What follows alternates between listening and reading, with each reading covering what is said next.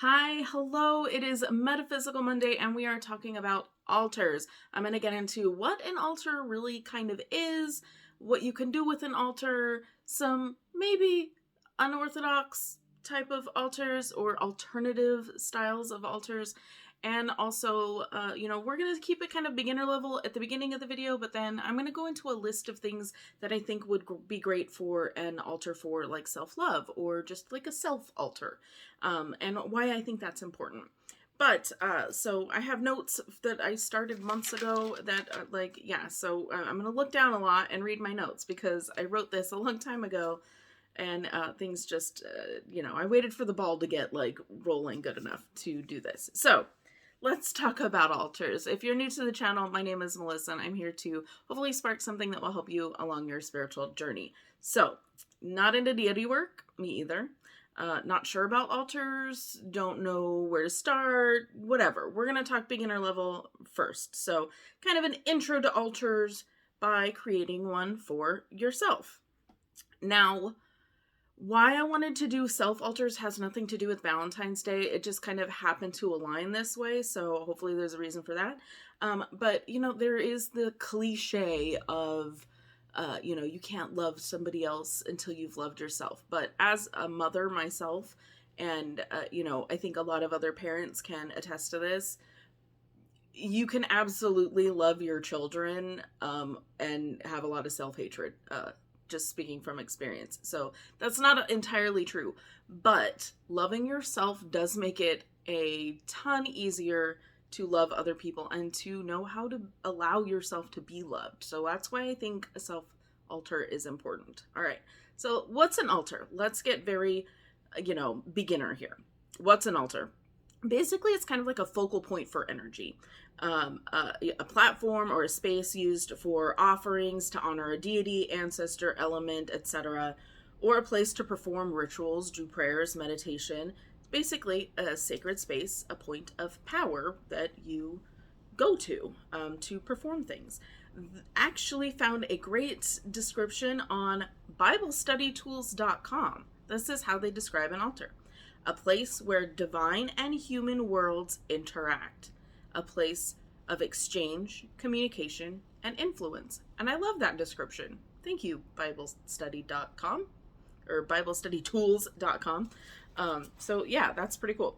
So yeah, it's basically any space that you go to, and we'll get into some spaces that you may not think of as an altar that you can use as an altar. So we'll get to that. All right, types of altars. We have physical altars. Yes, there are non-physical altars. We'll get into that. It's going to be fun. You have permanent altars, seasonal altars, travel altars, astral altars, an altar in a box for, if you take it with you places. Travel altars can mean a couple of things. Travel altar, like an altar for travel. Give you an example. I used to drive a school bus. My husband is currently a truck driver. His dad was a truck driver. My mom drove a bus. Like 3 different companies, 3 different types of buses my mom drove. So like it's in the family. My mom's brother is also an over-the-road truck driver and has been ever since I was a little kid, as long as I can remember. So having like if you have like a job where you drive, say you're like an Uber driver, or you do like Lyft or meal deliveries or whatever, and you travel a lot, having just a stationary altar in your home that is dedicated to when you're on travel, that is one type of travel altar that I would like to mention. Also, travel altar, an altar that travels with you. So, different meanings. There's like a hair that's tickling right here. It's very red. We went out roller skating yesterday at the park, and now it's raining. So, anyway, I'm a little pink. So altars, crystal grids. Crystal grids can be an altar. Workings, I should say. Sometimes we do like a ritual where we leave something to either collect energy or disperse energy, that sort of thing. That can technically be considered an altar. Closet altars, we'll talk about that too. So like altar in a box, or hidden things that we'll get there. All right, so purposes for an altar. Ancestors, I already said. Deities, I already said. If you don't do that, that's fine. Elements, love altars, prosperity altars. I see you, money bowls. You're an altar. Money bowls are an altar. in my opinion. Specific ancestors are loved ones, which might technically be considered a shrine. So maybe a video that differentiates between altars, shrines, and that kind of stuff.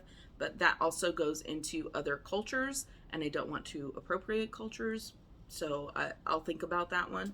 I don't want to feel like I'm teaching on a culture that I'm not a part of. So I may not do that. But if you're interested, there are differences, and maybe you could look them up. All right. Protection altars, planet altars. If you want to incorporate planetary stuff into your altars, let's go back to travel. Mercury, travel, and as well as communication.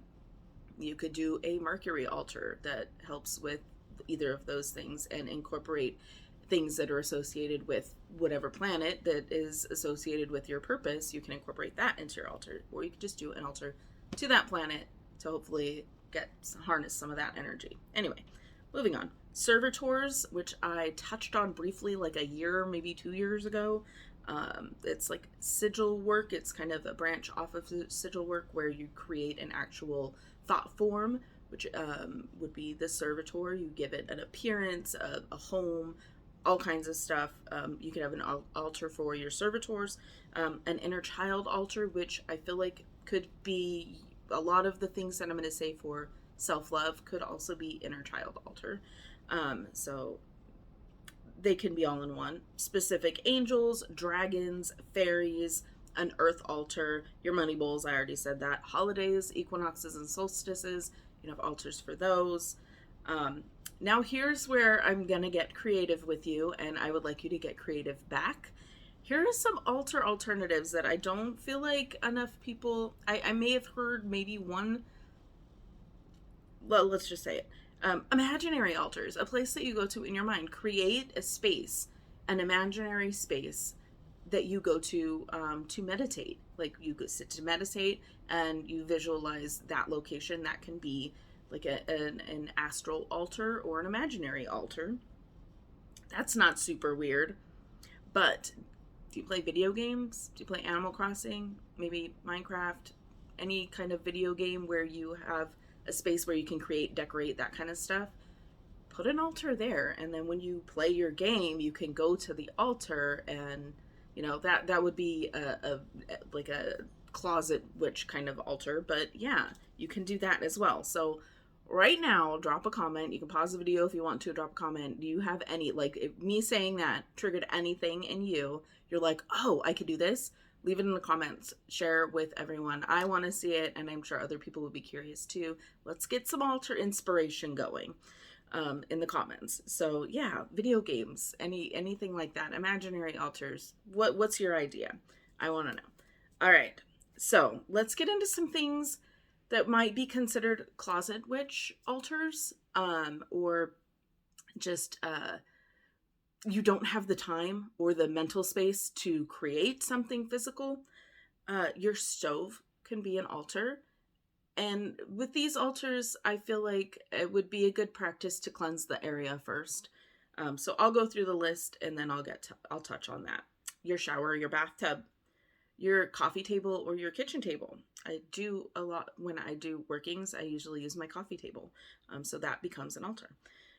Writing, crafting, sewing desk, anywhere you create. So your, like if you have a desk where you sit down to write or do work or craft, or like your sewing table, you can add things to that and kind of make it your altar space for creativity, if you will. A shoebox or a memory box, or your garden. The box thing, I remember like Joann's and like the craft stores. I don't know if they still have them. They probably just say storage box, but they used to have photo boxes, or is a box specifically shaped to hold your printed photographs, because we used to print them back in the 1900s and the early 2000s. We used to actually have to print all of our photos, and so they had boxes for those. I have several that some of them are just empty because I bought them because they were pretty, but like a shoebox kind of altar. So now let's specifically, I'm just gonna pick the shower tub one to make it an altar. Before you get into the shower, light an incense waft the smoke to cleanse the space, cleanse, spiritually cleanse your shower or your tub, or both, if you have both. And that kind of sets the tone for that. You've cleared the energy from anyone else who's used that space and set an intention. This is going to be a sacred space while I'm in here. You can word it however you want. Just think it. You don't have to say it out loud. I know some people feel silly doing that. You don't have to. Just setting the intention that this is going to be a sacred space. This is where you're going to go to do a cleansing ritual. When you're cleaning your body, you're also imagining clearing other things off of your body, or doing things in there that would help harness energy. I'm not going to get specific, but you probably know what I'm talking about. If you're going to do any kind of that magic, cleanse the space first, set the intention. I'm going to have this moment to build energy and release into the universe with my intention. All right, I'm going to say it, sex magic. Okay, moving right along. So today we're going to talk about, now we're going to get to some of my suggestions or ideas that I have that you could use for a self altar. But before I start reading this list, all of these, I want to show you something. I've been hinting at it. I started an Etsy shop. Getting all of these subscription boxes that I've been unboxing on this channel, there's most times there is an altar cloth in there, and it's kind of like grown as a collection of altar cloths that you can use for so many different things.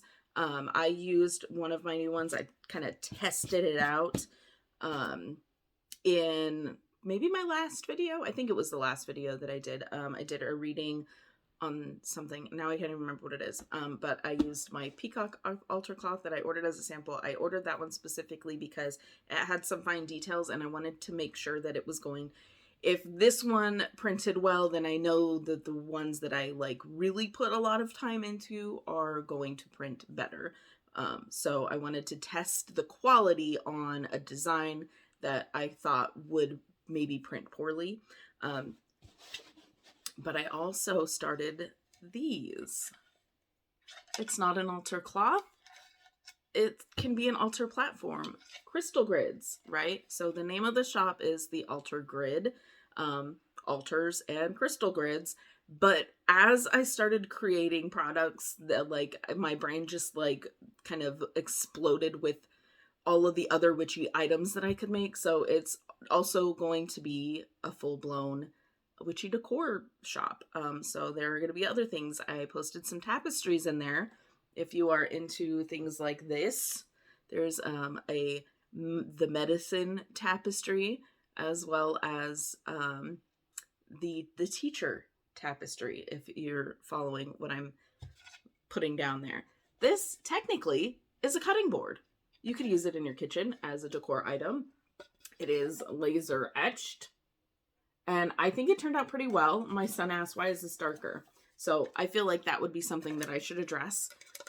This is made of bamboo, and if you can see the lines here, they're little sections of bamboo, and I explained to him, like if it's darker, it'll burn a little bit differently when it's etched. So that just gives it character, in my opinion. But you could put it in a stand, like cookbook stands or whatever. They have like plate stands that you can hang on the wall, because back in the 1900s we used to have these decorative plates, and I still have some with like cute little fluffy kittens and unicorns, and like you would just hang these pretty plates on the wall. You could still get hangers for that, and these would slide right in your kitchen. You could use it just as a display to display this, and then use the other side as an actual chopping board, which I think gives so many additional purposes. But anyways, so crystal grids like this. I also have just flat out decorative ones that are not really purposeful, but this could be used as like an altar tray or an altar plate crystal grid. And then, if you wanted to use it in your kitchen, you could. But the intention was for it to be a crystal grid. But I did do some decorative ones that'll just be like looking good in a witchy kitchen. Okay. So we see you, kitchen witches. And then this will be the large altar cloth. It's pretty big. Okay. It's pretty big. It's like a cotton Oh, I'm going to show you the part where they kind of screwed up the stitching, but I think the only reason that's so bad is because it's on a black background. But I did pick a shitty corner, didn't I? And that is on purpose. Like, that is part of the design. It could be connected as a loop, but I didn't do that. But anyway, so it's like pretty, it's not really as thick and sturdy as like a canvas, but it's close. Pretty durable, machine washable. And then I will have a smaller altar cloth that is approximately half the size. Okay, so for smaller spaces. That is pretty big. It's bigger than I thought. And I knew how many inches it was. I can read.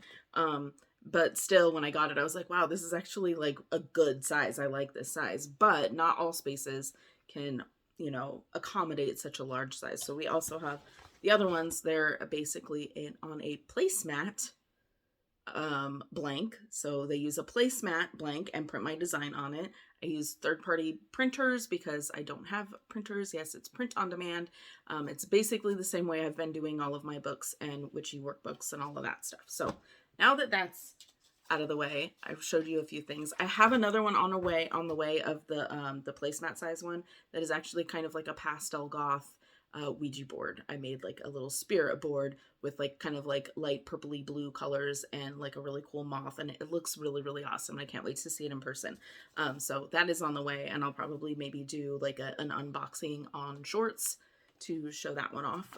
But yeah, if you're interested, the link to the Etsy shop is in the description, and let's get on to what we can use for our self-love altar. Or self-care, or inner child, or your future self. You can do this in whatever perspective you want. So let's talk about some herbs that you can use for self-care or self-love, etc. Pine for a clear mind, rosemary for healing, lemon balm for comfort, chamomile for friendship, rose, obviously rose petals for self-compassion, almonds, we don't talk a lot about almonds, for vitality, and verbena for peace. So those are just a few herbs that I would recommend for stuff like that, for like self-love kind of stuff. Crystals, sunstone for confidence, amazonite for receiving emotional healing, turquoise for balance, onyx for inner strength and growth, citrine for self-worth. Citrine is commonly known as like a money kind of stone or prosperity stone, or it's known as the merchant stone. You can see it by like the cash register at your local metaphysical shop, amongst other herbs. But money isn't the only worth that we have. Self-worth, citrine. Smoky quartz for protection, and then pink calcite for love. Tools that you can have at your altar. Divination tools. If you like runes, if you like pendulum, if you like tarot cards, you can have designated pendulum, designated tarot deck or oracle deck that sits at your self-love altar. An incense burner, a mirror, which is important. You can, like I have the Power Thought affirmation cards by Louise Hay from the Hay House Oracle Deck Club, whatever. And they're literally just affirmations. It even came with a mirror, so you can sit at your self-love altar and read the affirmations to yourself in the mirror. I feel like that's going to be something kind of important. And then your makeup brushes, the cleaner for your makeup brushes, face wash, makeup wipes, and candles. Of course, if you like candles, put them there. Just some tools that you might use at your self-care altar. Now, here are some other things. We're going to get a little bit different, but not really. Sticky notes so that you can, if something comes to mind, you can put sticky notes. They're already with your altar in your altar space, then they're there, they stay there, and if something comes to your mind that you want to remember or use later at your altar, if you're doing like a meditation or a ritual, your post-it notes are already there, your sticky notes are already there, and you can write down your little affirmation, stick it wherever you can on there to reflect on later, or some other use. Your favorite candy, an offering for you to consume. you can give yourself offerings. So, you can place it on the altar for you to consume later. Just kind of like maybe keep it stocked there. You have your favorite candy and you eat it, you can replace it then right away so that it's there for next time. Whatever. Now, and I don't know if I even said anything about where you could put it, but for some reason vanity's not on here yet. I haven't gotten that far, but your vanity where you do your makeup would be a really good place for a self-love altar if you are able to do so. A tarot card of your ideal self. For me, I feel like the Nine of Pentacles, but going through a tarot deck and choosing one of the court cards that embodies what you are trying to achieve, that could work. But it doesn't have to be a court card. Like I said, the Nine of Pentacles is one of my favorite cards. It's like self-made. I can do this. I don't need help. I can do this on my own. It's very standing in your own power energy without the associations that go with a court card, because the court cards have very specific traditional meanings that may not necessarily apply. That's one I like.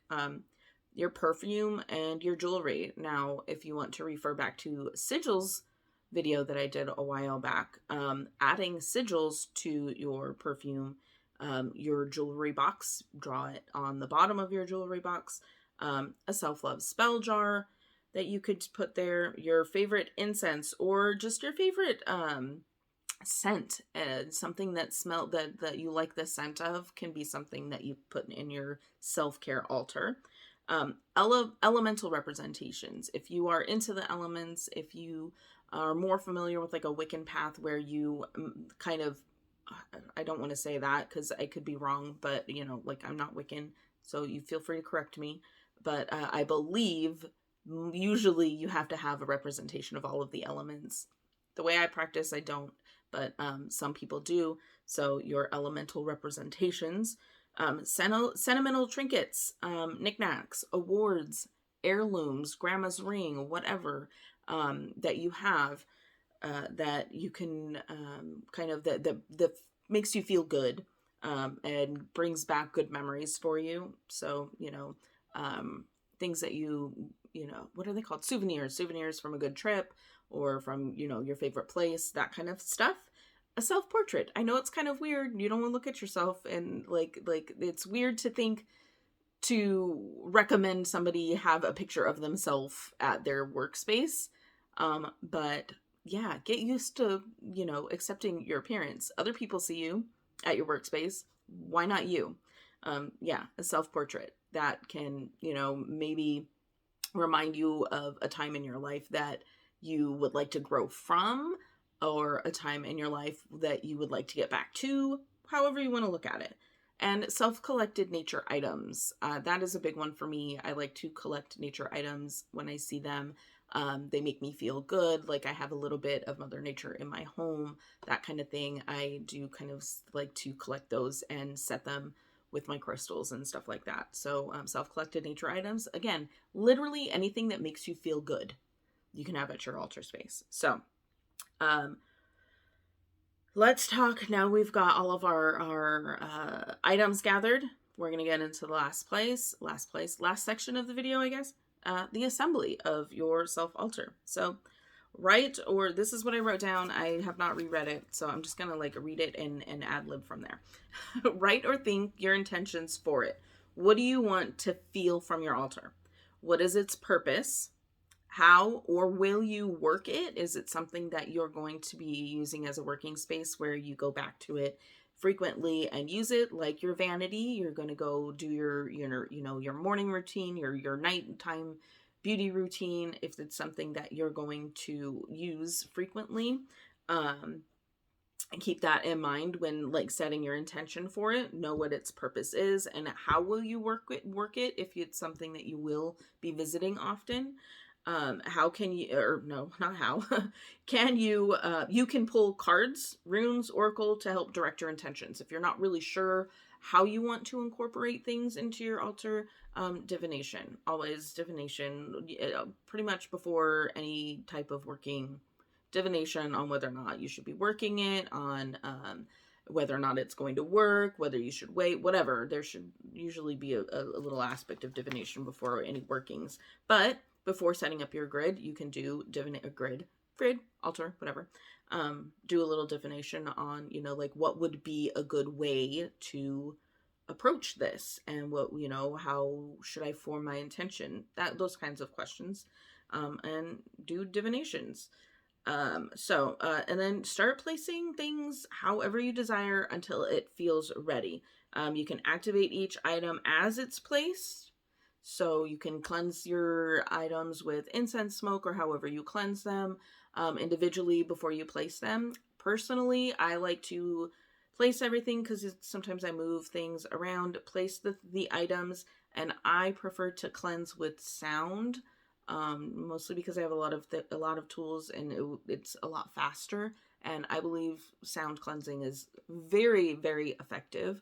It literally breaks up the vibration. Sound is vibration, and that's what you're trying to do is, work with the vibration of the items. So I like to use sound. I have a specific bell that I use. You can use a bell. You can use tuning forks. You can use, I also have, they're tingsha bells. Tingsha bells? Am I saying that right? Yeah, I think so. But it's like two little bells, two little discs on a string, and they, kind of like smack together. But I do have an actual like ringing bell that I use. And I just do it all over the surface after everything is placed to where I feel like it feels good. Then cleanse it, and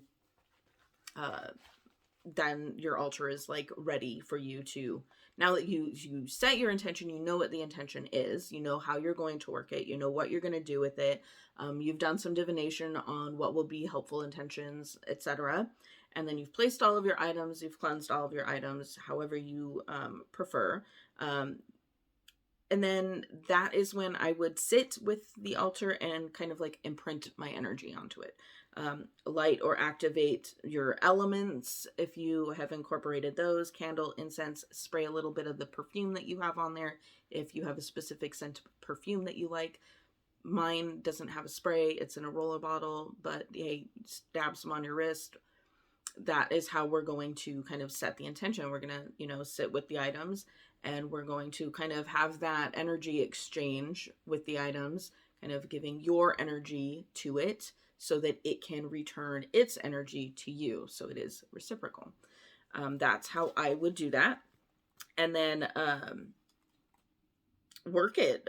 Pull oracle cards, affirmations, tarot, rune, whatever. Write yourself notes of appreciation and leave it at your altar. Eat your offerings, light the candles and the incense, and talk to yourself in the mirror at your new altar. So I'm curious. That is my notes. I'm curious how you would work an altar like that. Is there anything specific that you already do that you could share with us that I missed? So yeah, I'm very curious. And if you're interested in taking a look at the witchy decor items that I have in my shop, the link is in the description, and I'll probably pin it on the comments as well, just to get it out there. I'm really excited, like really so excited, and I love some of the items that I've created. I'm going to get them in my home. So yeah.